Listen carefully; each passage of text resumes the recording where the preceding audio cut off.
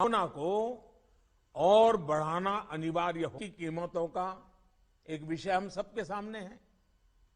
देशवासियों पर petrol diesel की बढ़ती कीमत का बोझ कम करने के लिए केंद्र सरकार ने एक्साइज ड्यूटी में कमी की थी। पिछले नवंबर महीने में कम की थी। केंद्र सरकार ने राज्यों से भी आग्रह किया था कि वो अपने यहां टैक्स कम करे और ये बेनिफिट नागरिकों को ट्रांसफर करे। इसके बाद कुछ राज्यों ने तो भारत सरकार की इस भावना के अनुरूप यहां टैक्स कम कर दिया, लेकिन कुछ राज्यों द्वारा अपने राज्य के लोगों को इसका कोई लाभ नहीं दिया गया। इस वजह से पेट्रोल डीजल की कीमतें इन राज्यों में अब भी दूसरों के मुकाबले कहीं ज्यादा है। ये एक तरह से इन राज्यों के लोगों के साथ अन्याय तो है ही, साथ ही पड़ोसी राज्यों को भी नुकसान पहुंचाता है। स्वाभाविक है कि जो राज्य टैक्स में कटौती करते हैं उन्हें राजस्व की हानि होती है।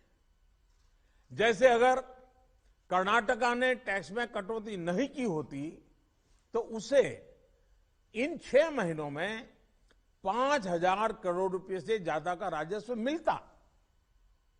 गुजरात ने भी टैक्स कम नहीं किया होता तो उसे भी 3,500-4 हजार करोड़ रुपए से ज्यादा का राजस्व और मिलता।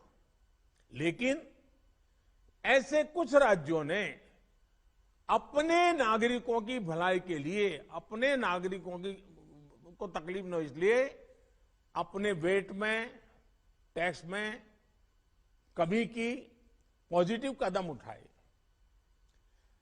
वहीं गुजरात और कर्नाटक के पड़ोसी राज्य ने टैक्स में कमी न करके इन 6 महीनों में 3,500 करोड़ रुपए से लेकर के 5-5.5 हजार करोड़ रुपए तक अतिरिक्त राजस्व कमा लिया।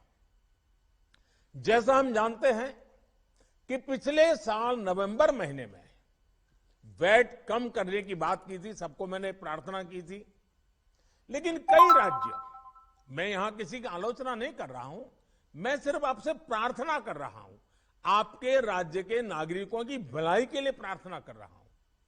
अब जैसे उस समय 6 महीने पहले कुछ राज्यों ने बात को माना, कुछ राज्यों ने नहीं माना।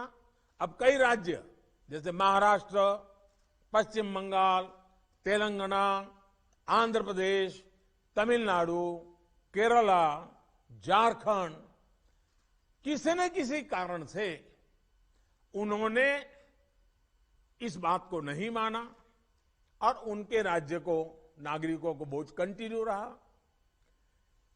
मैं इस बात में नहीं जाऊंगा कि इस दौरान इन राज्यों ने कितना रेवेन्यू कमाया, लेकिन अब आपसे मेरी प्रार्थना है कि देश हित में आप पिछले नवंबर में जो करना था, 6 महीने डिले हो चुका है, अब भी आप अपने राज्य के नागरिकों को वैट कम करके इसका बेनिफिट पहुंचाइए।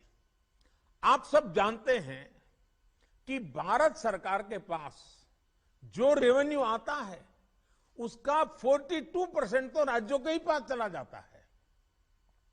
मेरा सभी राज्यों से आग्रह है कि वैश्विक संकट के इस समय में कोऑपरेटिव फेडरलिज्म की भावना पर चलते हुए एक टीम के रूप में हम सब मिलकर काम करें।